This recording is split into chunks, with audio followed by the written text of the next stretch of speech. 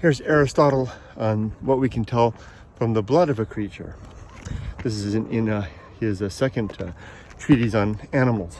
It says, the variations of the blood may be selected to illustrate this, for different bloods differ in their degree of thinness and thickness, of clearness or turbidity, of coldness or heat, and this whether we compare the bloods from different parts of the same animal or the bloods of different animals. For in the individual, all the differences just enumerated distinguish the blood of the upper from that of the lower half of the body, and in considering classes, we find one group of animals blooded, while another has no blood, but only something resembling it in its place. You know, that part, all pretty good there, right? I mean, I don't know about the upper and lower body parts, but he's recognizing there the blood in animals like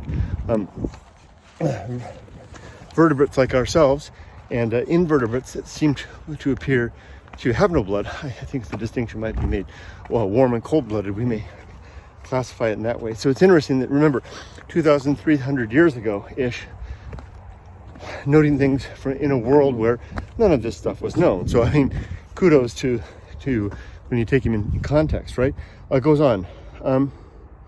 For in the individual, all of the differences just enumerated, I said this, just distinguish the blood of the upper from that of the lower half of the body.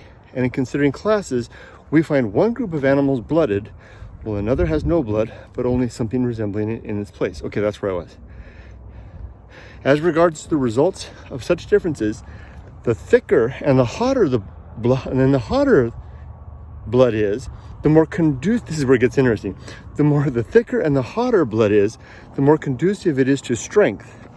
Well, in proportion to its thinness and its coldness, its suitability for sensation and intelligence. Thinness and coldness is suitable for intelligence. A like distinction exists also in the fluids which are analogous to blood. This explains, so he's talking then about, the whatever must be the blood of invertebrates. He picks out bees.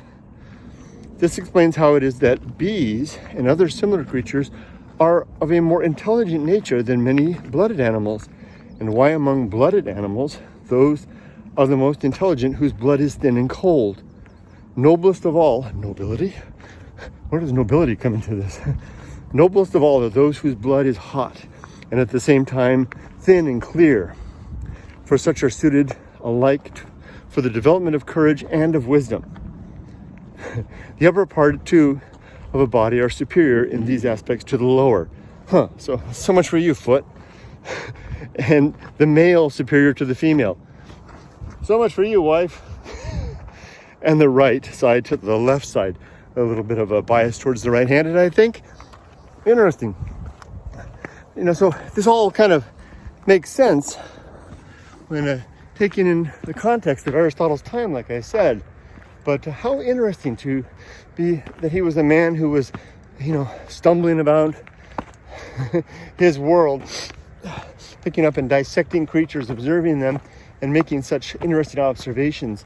Of course, which he wasn't in a position to verify, but to simply speculate on. This, of course, being a time when, despite Democritus's efforts to suggest that the universe consisted of atoms, nobody really knew that or had any experimental methodology, no scientific method to determine what was really the case from what was the fancy of someone very curious and clearly very interested in the natural world.